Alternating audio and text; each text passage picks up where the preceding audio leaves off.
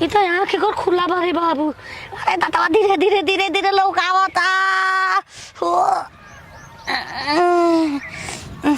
मैदान लगा रहा है, बाकी ना करूँगी, बाकी अब नहीं करूँगा मैदान। भागे तो मायरे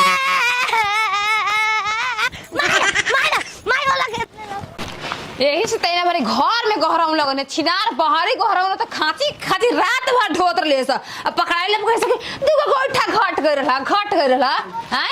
अब दुआर में नहीं देखत के ले जाला हो।